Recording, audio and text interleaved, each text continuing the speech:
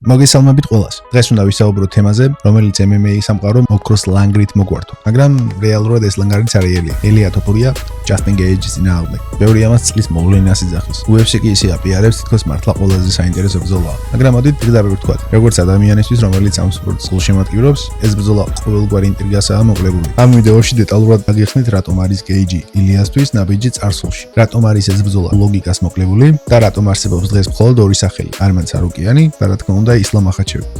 მოემზადეთ. დავიწყოთ. მოდი დავიწყოთ წარსულის გახსენებით. შევხედოთ ფაქტებს. ელია თოფურიამ ნოკაუტით სასტიკი სტილით დაამარცხა ჩარლზ ოლივეირა და მაქს ჰოლოვეი. ეს ორი მებრძოლი დივიზიონის ლეგენდაა. ორივე მათგანმა თავის დროზე ჯასტინ გეიჯი დაამარცხა. ოლივეირამ დაახჭო. ჰოლოვეიმ კი ისტორიული ნოკაუტით დაასრულა მისი კარიერის საუკეთესო წილი.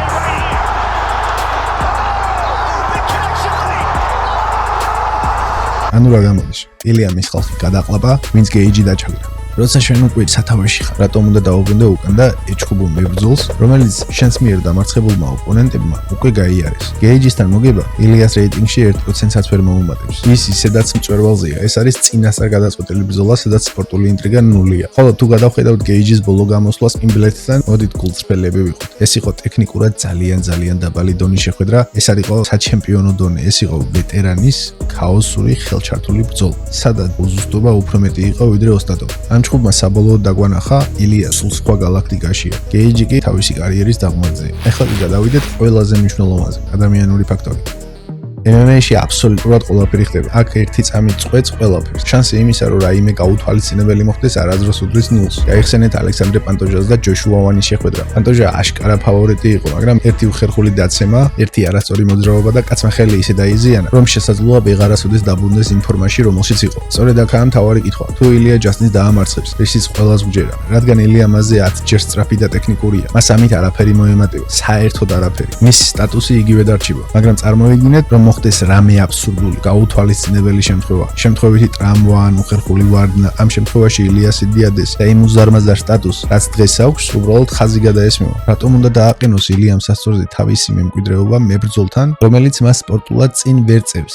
სამართლიანობისთვის ისიც უნდა ითქვას, რომ ჯასტინ გეიჯის სპორტულად ეკუთვნის ეს ბრძოლა. ის მაინც დროებითი ჩემპიონია და ფორმალურად მას აქვს უფლება პრეტენზია ჰქონდეს power камерზე. მაგრამ გვინდა კი ჩვენ ეს ფორმალური ბრძოლა, მაშინ როცა რეალური ისტორია სხვაგან იზარება. გეიჯის სტატუსი ქაღალდზე არსებობს, მაგრამ ოქტაგონზე ის ილიასთან დღეს უბრალოდ უძლურია. საინტერესო ის არის, რომ გეიჯი სულ არ იყო UFC-ს პირველი არჩევანი. თუ თეთრი სახლის ივენთისთვის არა, პედი პინგლეტს ამზადებდნენ, შემდეგ მეტოქედ ილიასთვის. UFC-ს უნდა და პედის გაქაჩვა და მისი დაპირისპირება ილიასთან, როგორც დიდი მარკეტინგული პროექტი. თუმცა გეიჯი მეზგეგმები არიან, მაგრამ მოდით გულწრფელად ვთქვათ. ჩვენ ყველამ ვიცოდით, რომ პედის ილია ძალიან მაგრას წემდა. ყოველგვარი შანსის გარეშე. მიუხედავად იმისა, რომ პედი ილიას დონე არ არის, ჩვენ მაინც სიამოვნებით ვნახავდით ამ ჩხუბს. იმიტომ რომ პედი პინგლეტმა თავის დროზე ისეთი სიტყვები თქვა საქართველოსა და ქართველების მიმართ, რასაც ჩვენ არ ვივიწყებ. ჩვენ გვინდოდა გვენახა, როგორ გაილახებოდა პედი ოქტაგონზე. თან მით უმეტეს მათი დაპირისპირების შემდეგ. ყველას გახსოვთ ალბათ ის ისტორია, როცა ილიას და პედის კონფლიქტი მოუვიდა, სადაც ილია ხელითაც კი შეეხო პედის.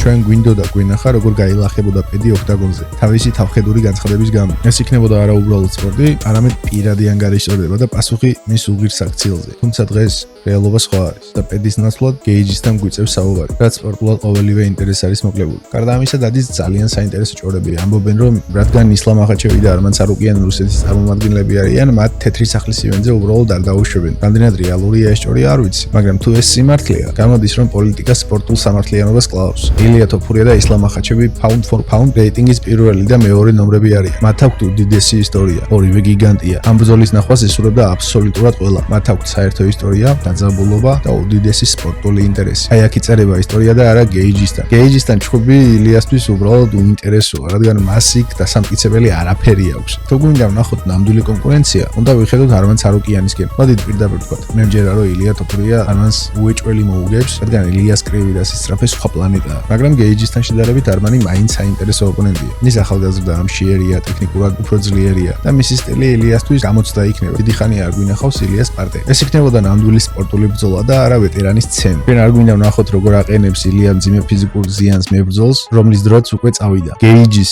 ეროვნულ მდგომარეობაში ილიას სიმძლავრეებთან შეჯახება შეიძლება ჯანმრთელობისთვის ძალიან მძიმე აღმოჩნდეს. ჩვენ გვინდა სპორტული დიდება, საუკეთესოს წინააღმდეგ. ილია თოფური არის ფენომენი. ის იმსახურებს ისეთ ოპონენტებს, რომლებიც მის ლეგენდას გაამყარებენ და არა დაასუსტებენ. გეიჯისთან მოგება ილიასთვის არაფერია, ხოლო ნებისმიერი გაუთვალისწინებელი შემთხვევა კატასტროფა. ვერას ფიქრობ, მართლა გინდათ გეიჯისთან ჭუბის ნახვა. თუ მეთანხმებით, რომ ისლამი და არმანი ერთადერთი გზაა. შევხვდებით შემდეგ ვიდეოში.